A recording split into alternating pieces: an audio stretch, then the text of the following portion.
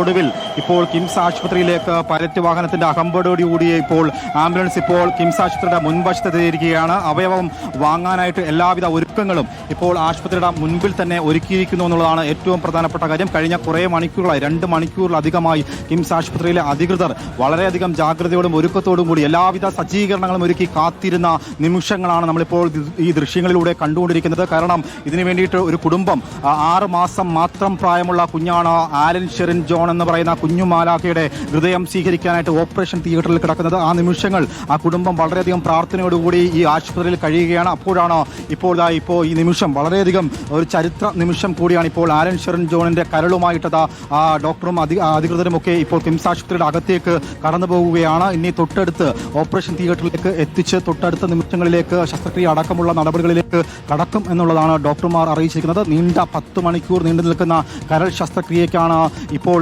സാക്ഷ്യം വഹിക്കുന്നത്. ഇതിൽ ഏറെ പ്രധാനപ്പെട്ട കാര്യം സംസ്ഥാനത്തെ ഏറ്റവും പ്രായം കുറഞ്ഞ അവയവദാതാവെന്ന പേരിൽ ആലൻ ഷെറിൻ ജോൺ അടയാളപ്പെടുത്തുമ്പോൾ തന്നെ ഏറ്റവും പ്രായം കുറഞ്ഞ അവയവം സ്വീകരിക്കുന്ന ആ കുട്ടി എന്ന പേരിലും ആ കുട്ടി അറിയപ്പെടുകയാണ്. 6 മാസം പ്രായം മാത്രമുള്ള കുഞ്ഞാണ് ഇപ്പോൾ ഈ കരൾ ഏറ്റുവാങ്ങുന്നത്. ആ കുടുംബം കഴിഞ്ഞ കുറേ നാളുകളായിട്ട് കരളിന്റെ ബുദ്ധിമുട്ടുമായി ബന്ധപ്പെട്ട് തന്നെ അവയവത്തിനായി കാത്തിരുന്ന ഒരു കുടുംബം കൂടിയാണ്.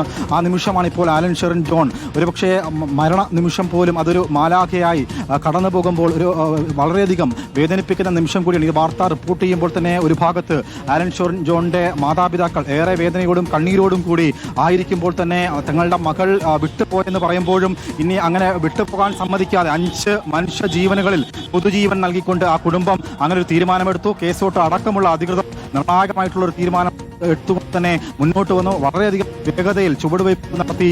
അതിലെല്ലാം വളരെയധികം കൃത്യമായിട്ടുള്ള നിമിഷങ്ങളാണ് ഇപ്പോൾ കടന്നുപോയത്. ഇപ്പോൾ